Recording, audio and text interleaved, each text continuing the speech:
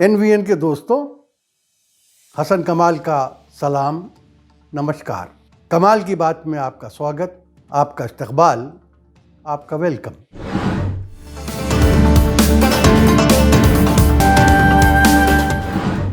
दोस्तों, उत्तर प्रदेश में चौथे दौर का इलेक्शन भी पूरा हो गया।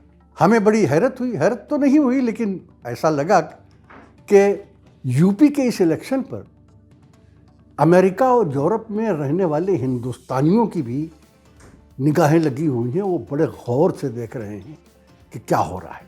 और ये जो चौथा राउंड था, ये बीजेपी के लिए भी बहुत इंपॉर्टेंट था। हम आपको बताएंगे क्यों इंपॉर्टेंट था। दोस्तों, जो यूपी इलेक्शन का पहला राउंड हुआ था, वो उत्तर प्रदेश के उस इलाके में हुआ था जहां 58 सीटें थीं, लेकिन जहां जाटों की बहुत बड़ी तादाद थी। इसलिए उस इलाके को जाट लैंड कहा गया। उसके बाद जो दूसरा दौर हुआ इलेक्शन का, वो भी पश्चिमी उत्तर प्रदेश में था, लेकिन उस इलाके में था, मुजफ्फरनगर, कराना जैसे इलाकों में, जहां मुसलमानों की बहुत बड़ी तादाद। तो उसे मुस्लिम लैंड का नाम दिया गया, बीजेपी वालों ने दिया। फिर तीसरे राउंड का जो इलेक्शन हुआ, तीसरा इलेक्शन का जो दौर हुआ, वो उस इलाके में हुआ जहां यादवों की बहुत बड़ी तादाद थी, तो उसे यादव लैंड का नाम दिया गया। तो जाट लैंड का इलेक्शन हो गया, मुस्लिम लैंड का इलेक्शन हो गया और यादव लैंड का इलेक्शन हो गया।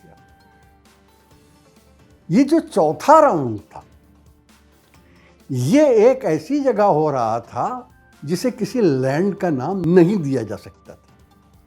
ये यूपी के उन इलाकों में हो रहा था जो बड़ा रंग बिरंगा था।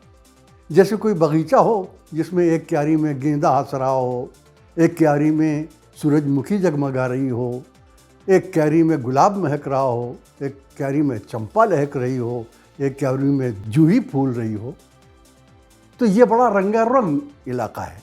यहाँ पर यादव और मुसलमान और जाट बहुत ज़्यादा नहीं हैं, बहुत ज़्यादा नहीं। यहाँ पर जो लोग ज़्यादा हैं, जो बिरादरियाँ ज़्यादा हैं, वो बामन, ठाकुर, वैश्य, लाला के अलावा सिख, तराई के इलाके के सिख, उसके अलावा नॉन यादव ओबीसी जैसे लोध राजपूत, जैसे कुर्मी पटेल, जैसे मौर्य, जैसे दूसरे इस तरीके के कुछ और भी, सैनी, गुजर, ये बहुत ज़्यादा है। और यहाँ नॉन जाटो दलित भी बहुत ज़्यादा हैं, जैसे वाल्मीकि, पासी और भी इस तरह की छोटी मोटी और बिरादरियाँ, ये भी वहाँ हैं। ये तमाम की तमाम बिरादरियाँ और ये तमाम के तमाम सेक्शंस पिछले इलेक्शन में हिंदुत्व की रौ में बह गए थे और ये सब के सब बीजेपी के साथ हो गए थे, बीजेपी के साथ चले गए थे। इन सब ने बड़ी ताकत से बीजेपी को वोट दिया और जिसके नतीजे में ये आदित्यनाथ की सरकार बनी और यूपी में बीजेपी को 312 सीटें मिली, जो मिसाल थी है कि उससे पहले ऐसा कभी नहीं हुआ था। तो बीजेपी को ये पूरी उम्मीद थी कि इस इलाके में जो वोटिंग होगी, उससे उसका जो 3 राउंड में नुकसान हुआ है, वो सबका सब न भी सही तो बड़ी हद तक उसकी भरपाई इस चौथे राउंड में हो जाएगी। लेकिन जब शाम को वोटिंग ख़त्म हो गई और उसके बाद लोग वोट देने वालों से पूछने लगे किसको वोट दिया, कहाँ वोट दिया, तो ये पता चला कि वो नहीं हुआ जो बीजेपी चाहती थी। और बीजेपी को 2 वजहों से बड़ी मायूसी हुई। एक तो ये कि वो जो मैंने आपको बिरादरियाँ जताई, उनमें से जैसे फ़र्ज़ कीजिए सिख, तो सिख तो किसान आंदोलन की वजह से तराई से लेकर और लखीमपुर तक के इलाके, पीलीभीत में, लखीमपुर में सिखों की अच्छी खासी तादाद है। ये तमाम सिख टिकरी के बॉर्डर पर 1 साल बैठे रहे, सर्दी गर्मी बरसात झेलते रहे, जो 700 किसान अपनी ज़िंदगी की बाजी हारे, उनमें इस इलाके के नहीं, तराई, पीलीभीत और लखीमपुर के लोग भी थे। और लखीमपुर में तो आपने खुद देखा कि वो टेनी साहब के बेटे मोनू ने गाड़ी चढ़ा दी किसानों के ऊपर, कुचल दिया किसानों को। तो जाहिर है कि ये किसान जो थे, जो पिछली मरतबा बीजेपी के साथ थे, वो इस दफ़ा हट गए। अब आइए, ये जो नॉन यादव ओबीसीज हैं, जिनका मैंने आपको बताया, वहाँ भी एक बदलाव आया है, एक तब्दीली आई। जैसे लोध राजपूत तो रहे बीजेपी के साथ, बड़ा हिस्सा उनका रहा और अब भी है, लेकिन बाकी जितने जो ओबीसी बरादरियाँ हैं, जैसे फर्ज कीजिए कुर्मी पटेल बरादरी, तो उसका हुआ ये कि बेटी अगर बीजेपी में है तो माँ अखिलेश के साथ है।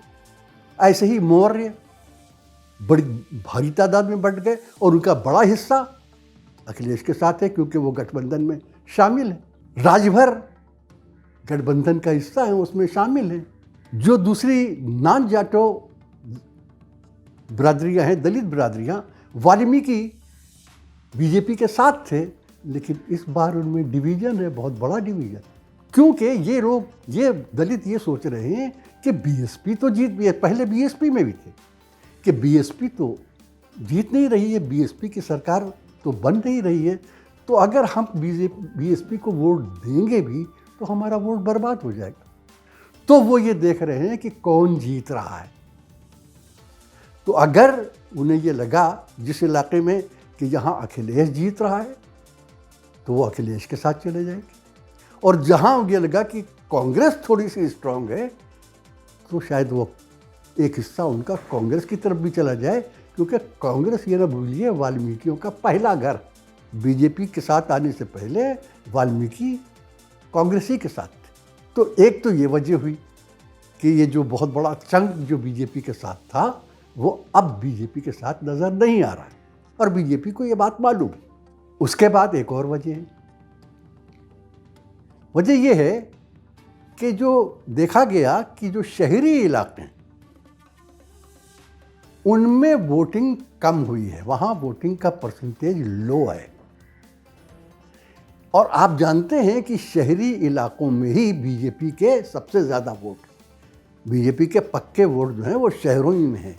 देहाती इलाकों में बीजेपी के उतने वोट नहीं हैं, कम हैं। अब हमने क्या देखा कि शहरी एरियाज़ में जहाँ वोटिंग हुई, वहाँ वोटिंग परसेंटेज 60 या उससे भी नीचे, 60% या उससे भी नीचे, जबकि जो देहाती इलाके हैं वहाँ वोटिंग परसेंटेज 60 से ऊपर 65, 66 और कहीं तो 70 से ऊपर 75 और 76 तक गया। तो इसका मतलब ये है कि जो नॉन बीजेपी वोट हैं वो ज़्यादा गिरे हैं, जो बीजेपी के फेवर में वोट थे शहरों में वो कम गिरे हैं।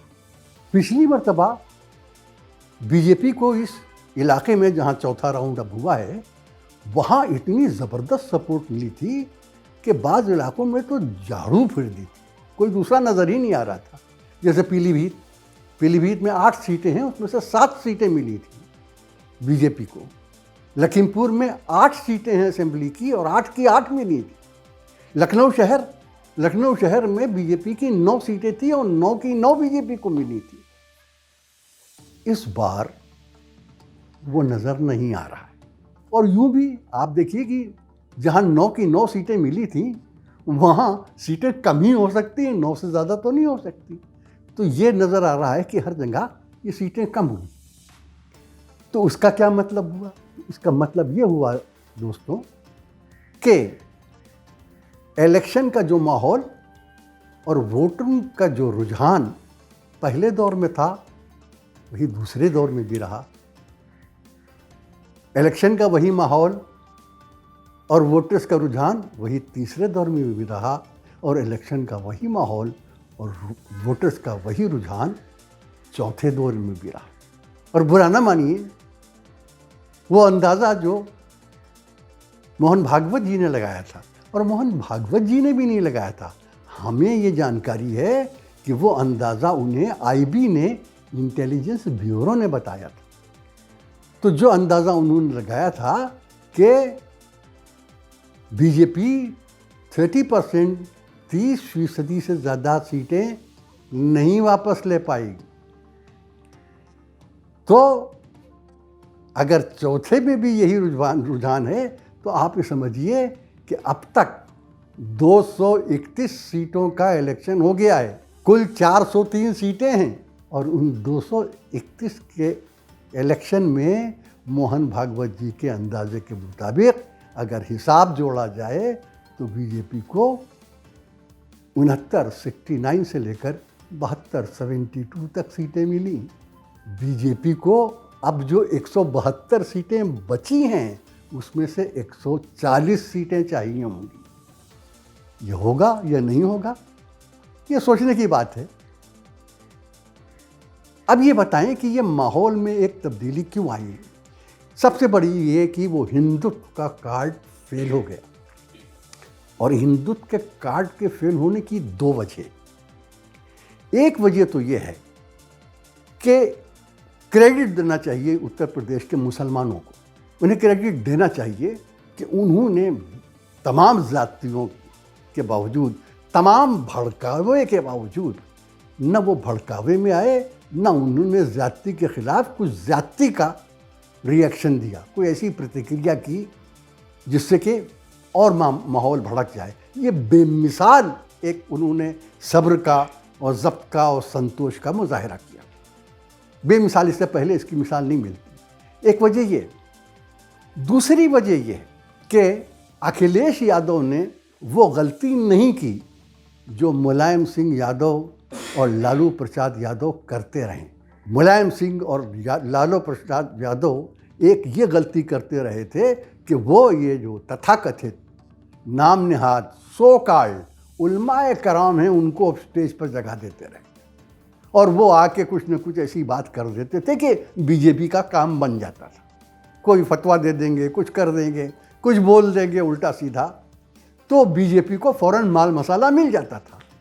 अखिलेश ने इन तथाकथित नाम निहाद सो कॉल्ड उलमा कराम मौलवियों मुल्लाओं को स्टेज पर नहीं आने दिया, पटकने नहीं दिया।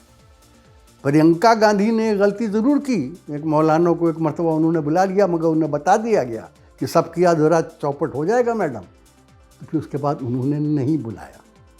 उसकी वजह से यह हुआ कि बीजेपी को कोई माल मसाला नहीं मिल पाया।